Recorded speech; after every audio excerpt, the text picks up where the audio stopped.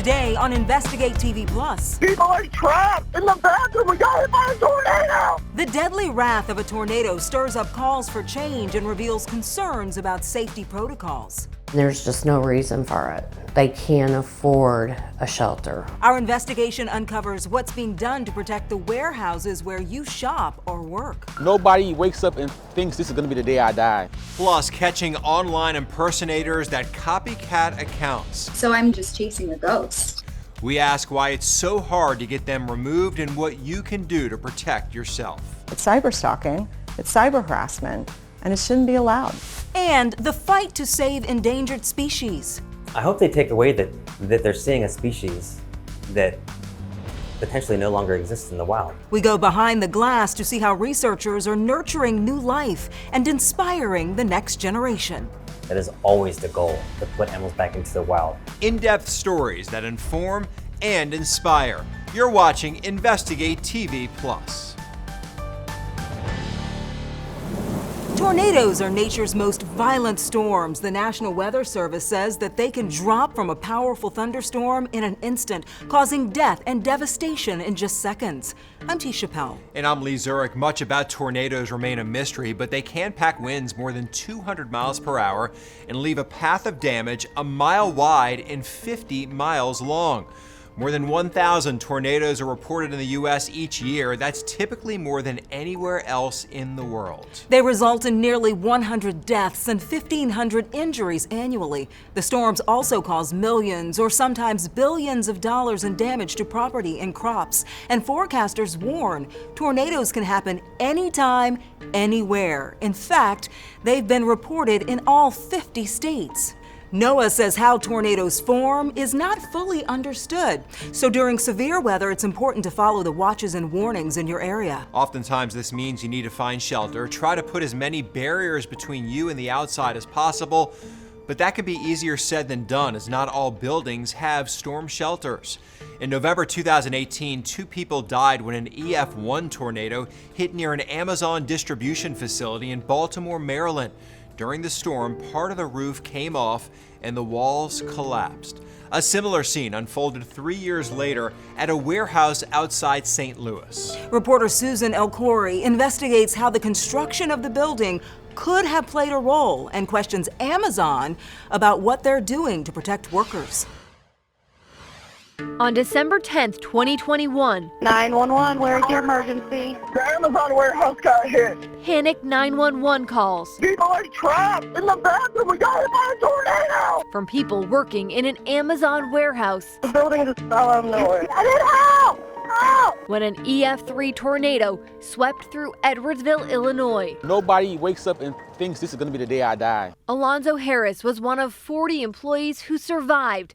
That day, the delivery driver had just returned to the warehouse when a manager redirected him to take shelter. The floor started shaking like it was coming off the ground. I was in the corridor. I turned around and I saw debris flying in the air. I screamed out loud, "Lord, I don't want to get sucked away."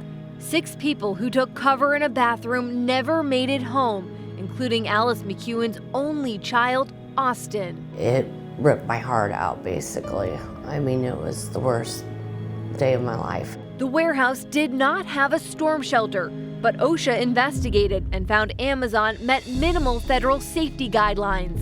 If another store came through there like that, it wouldn't take nothing to have the same exact reaction. And not just to that building, almost every building out there is built the same way. The warehouse was built using tilt-up construction, which involves concrete wall panels that rely on the roof to stand up. It can be devastating during high wind events because if the roof is torn off, it could cause the walls to collapse. Ordinary buildings are not designed for tornadoes. Mark Levitan is a lead research engineer at the National Institute of Standards and Technology, known as NIST. The word tornado does not appear in our building codes and standards, with the exception of if we're discussing storm shelter. He led the study following the 2011 tornado in Joplin, Missouri, an EF5 storm that left a devastating mile-wide path, killing 161 people. NIST researchers found 135 of them died from building failures. The study looked at the Home Depot, a tilt-up building. The metal roof flew away and almost every wall crumbled, killing 8 people. Researchers found similarly constructed buildings were prone to structural collapse but met building codes that required withstanding 120-mile-an-hour winds. Speeds in Joplin were nearly double.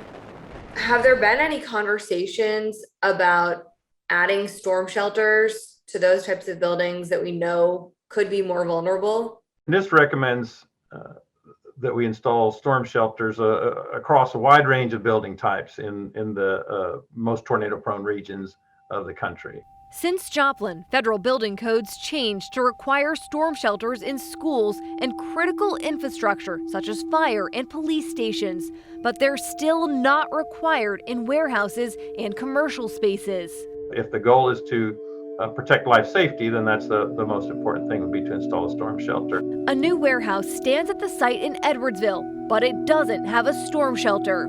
It's a slap in the face, it really is. As families like the McEwens question why it wasn't added in the rebuild, Amazon said it's ultimately a choice for the building's owner. I think it's important to remember that we're a tenant at the warehouse and that the landlord is required to restore the building to its pre-tornado condition, and that's what he's doing. That doesn't mean that we're not having conversations with them, but what we're focused on right now are the things we have control over. Following its investigation, OSHA did send a letter telling Amazon to make safety changes. We are calling on Amazon to be an industry leader for workplace safety. 6 workers died in this event. It was a tragic event. So that by itself should be a wake-up call for employers. Amazon said it's conducted an internal investigation and conversations are ongoing about ways to protect its more than 800 facilities in North America. This event led us to really focus in on emergency preparedness and emergency response and to make some really, I think, important changes that have elevated our program. The company said it's increased the amount of training for employees and they are required to wear ID cards that include a building floor plan. Amazon also hired a chief meteorologist to better anticipate and act in advance of weather events. This meteorologist allows us not only to just monitor the weather, but to project weather. We saw that become really helpful in the hurricanes in Florida. The 2021 tornado also sparked a congressional inquiry. Lawmakers said they're concerned Amazon is making employees work in dangerous conditions. Regardless of how these structures are built, that is oversight that we have to work on too. In September 2022, Missouri Congresswoman Cori Bush introduced 2 bills. One that would prevent workers from being fired for seeking shelter during disasters, and another that would require OSHA to create a plan to protect workers in high wind conditions. Can we also pass a law that says that if your employee says that, they would rather be home, they would rather leave the facility, they should be able to do that. While neither measure made it out of committee, survivors and families of victims believe it's the right step towards added safety. The people who didn't survive, they're always in the back of my head. And that would be justice for us if they could save other lives. I mean, we felt like our son shouldn't have lost his life. At the end of 2023, 2 years after the tornado, Amazon told us the warehouse was not in use, citing operational needs. The company faced 5 separate lawsuits filed by surviving employees and families who lost loved ones, all claiming negligence. I also reached out to the landlord of the warehouse, and they did not want to comment. In St. Louis, I'm Susan L. Corey. Coming up, a need for transportation for cancer warriors bonds 2 women for life. Getting in touch with some other people who were also going through something, there was a degree of shared healing in that. But first, it really is the Wild West right now as it comes to regulation. Fake accounts take your information and a sense of security. They believe that I'm their girlfriend or that we're going to meet one day. And so that puts my actual safety in jeopardy. We're digging into what could happen when someone goes online and pretends to be you. You can watch Investigate TV Plus anytime online. Just subscribe to our YouTube channel at Investigate TV. You can catch stories and full episodes. According to a 2021 Pew Research Center survey, about 4 in 10 Americans have experienced some form of online harassment, and there's evidence it's intensified in the last 5 years. Yet some security experts say companies could be doing more to protect users. Investigative reporter Naomi Cole spoke with one woman who had her pictures taken and used to trick men on dating sites. Good morning. Almost 60,000 people follow Presley Rhodes' life and dog on Instagram. I'm an artist. I've kind of dabbled in a little bit of everything as an entrepreneur in LA. Unknown thousands more follow a shadow that looks like her. This all started in 2019 and hasn't stopped. For years, somebody has been taking Presley's photos, opening dozens of accounts across social media platforms, and using her photos to pose as Presley for all kinds of reasons. Sometimes money, other times catfishing men. They have a catalog of basically everything I have posted on my story for the past 5 years. The problem has a darker side. When the men being catfished find the real Presley. They believe that I'm their girlfriend or that we're gonna meet one day. And so that puts my actual safety in jeopardy. I actually developed a panic disorder. I'm the CEO of Fortalus Solutions and the former White House Chief Information Officer for President George W. Bush. Teresa Payton wrote about a case where she had dealt with an online account claiming to be an employee of her cybersecurity firm. Presley Rhodes saw that and came calling in desperation with a very specific detail. The name Emily Thaw. One fake name used on the accounts affecting both Presley and Teresa's firm. I just said, please help me, nobody cares. She's so desperate for answers. She can't seem to get anybody on the online platforms to help her. A 2021 report by the firm Hype Auditor found only 55% of Instagram followers are real people. The rest, bots, inactive accounts, and mass followers. When that results in impersonation leading to harassment, there's almost no one to call. I had to give up because I was reporting these pages, they weren't being removed. There's really no central clearinghouse to say, have you been a victim of online impersonation? Report your case here. Instagram would take some fake Presley accounts down. Other times, they'd ignore them or find the accounts were not violating community guidelines. It's cyber stalking, it's cyber harassment, and it shouldn't be allowed. Pew Research from 2021 finds 41% of people have experienced online harassment.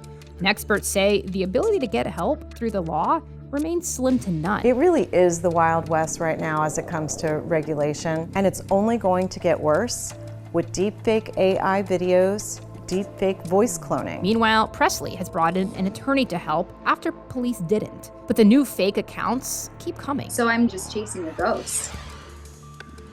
In 2023, Meta, Instagram's parent company, introduced an option allowing users to pay a monthly fee to verify their accounts, and Rhodes signed up. She says it does not expedite the removal of fake accounts, but it does allow her to contact a live representative. Meta did not respond to requests for a comment.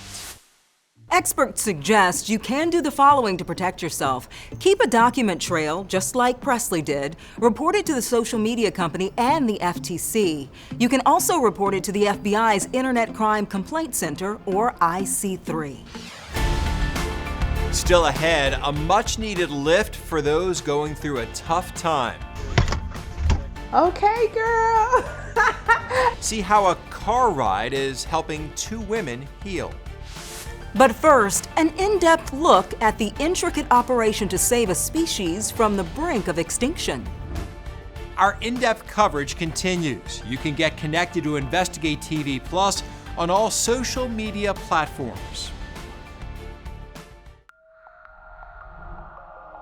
More than 1,300 species are listed as either endangered or threatened in the U.S. The fight to save them dates back more than 100 years, but it wasn't until 1973 that Congress passed the Endangered Species Act.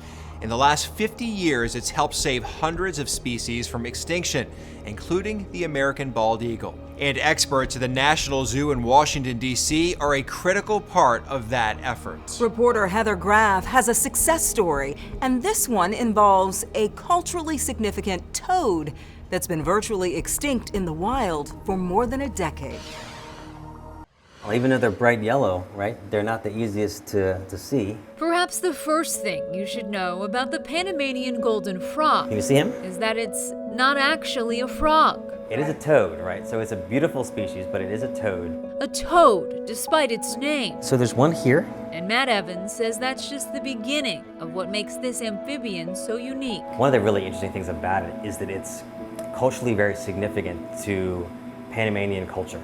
It's kind of considered a national treasure, kind of like we would consider the bald eagle important here in the United States. Evans is an assistant curator at the Smithsonian's National Zoo in Washington, D.C., where visitors who look closely found it right there. can see the Panamanian golden frog on display daily.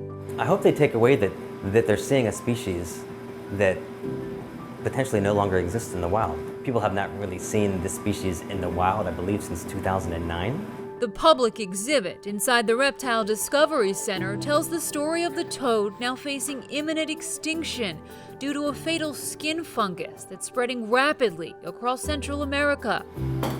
And behind the scenes, the Smithsonian's team is trying to save this species before it's too late. Breeding them in captivity is keeping basically these populations viable and ongoing while we try to figure out how to get them back into the wild. Evans traveled to Panama early on in his career and now aims to recreate that environment in order to breed the toads here at the zoo. They're going to breed during the rainy season. And what we do is we start triggering rainy seasons. We create a rainy season by increasing our misting. He says setting the mood for male and female toads can be tricky. The animals can detect changes in atmospheric pressure. But in late 2022, the weather in D.C. helped make for a perfect storm, a perfect pairing, and plenty of eggs that soon hatched into tadpoles. And then, over the next few months, We might have to get close. the tadpoles became toadlets, about 400 of them in all. It hadn't been done here since 2004. It's a big deal, and also a big undertaking. Do you name them? There's no way we could remember all of their names. So there's no way that I'm going to individually name each frog. That'd be crazy. The toads are given individual ID numbers that help zoo staff track them, take care of them, and make sure they all get enough food. That one's got one. In the form of live insects. Evans says all of it is done in the name of conservation.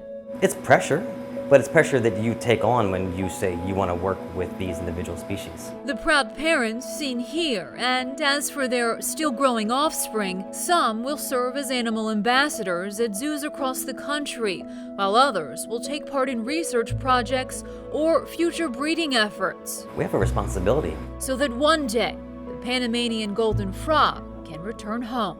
That's the goal. Whether it's this generation or maybe generation after that, that is always the goal, to put animals back into the wild. That particular species, as you heard, is native to Panama, but even here in the U.S., frogs and toads are an important part of our ecosystem. They're considered nature's pest control because they eat all sorts of insects. And you can help protect them by minimizing use of fertilizer and pesticides on your lawn. Experts say runoff from those chemicals can pollute waterways where amphibians live. Up next, a reunion while on the road to recovery. Hey, girl! I got so much to tell you about the weekend. Meet the volunteer and patient, proving friendship can be a light in the darkest of times. For me, yeah, it's more than just a ride. You can watch Investigate TV Plus anytime streaming online. Get the app for Roku, Amazon Fire TV, and Apple TV. They're free to download. There is a need to help patients get to their cancer appointments. The American Cancer Society reports the #1 reason for missed appointments: transportation barriers. The nonprofit's program Road to Recovery aims to ease the burden by offering free rides. Reporter Amanda Hara shows us how it's helping a patient and volunteer heal. I'm looking out the window. I be sitting right here and I see her when she drive by. Renee Love, Love, that's me, is waiting for a ride. Yeah, it's excitement. Not from Uber or Lyft. I know Grace is coming. But a woman named Grace. She is here. It's been weeks since they've seen each other. Hey, girl!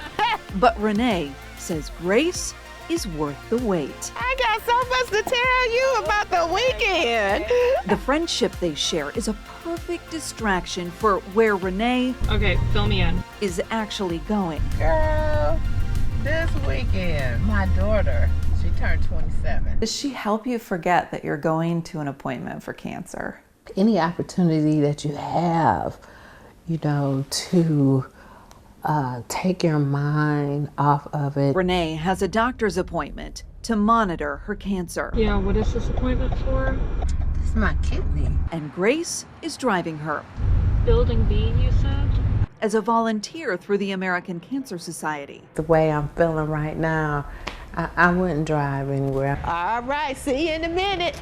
Grace says she decided to start driving as a distraction from a breakup. Getting in touch with some other people who were also going through something, there was a degree of shared healing in that. She needed to heal her heart. 301. Perfect. Renee needed to heal her body. This is more than just a ride. For me, yeah, it's more than just a ride. You know, I love seeing stories when people with different backgrounds from different neighborhoods connect and bond like that. Absolutely, and you could see the joy in the conversation that they were having. So happy to see each other. A lot of love in that car, right? And grace. Yes, yeah, very nice. And if you want to volunteer, the American Cancer Society has a need for drivers in every state. You can find more information on cancer.org. And that's it for us here on Investigate TV Plus. I'm Lee Zurich. And I'm Dee Chappelle. Thanks for watching. On the next Investigate TV Plus, we've got a real fighting chance. We see it before our eyes. We see it right here. Fighting a rising tide, and the solutions have consequences. We won't be able to tell people I told you so, and the generation that comes up behind us won't know any better. An in-depth look at the balance between coastal restoration and economic realities.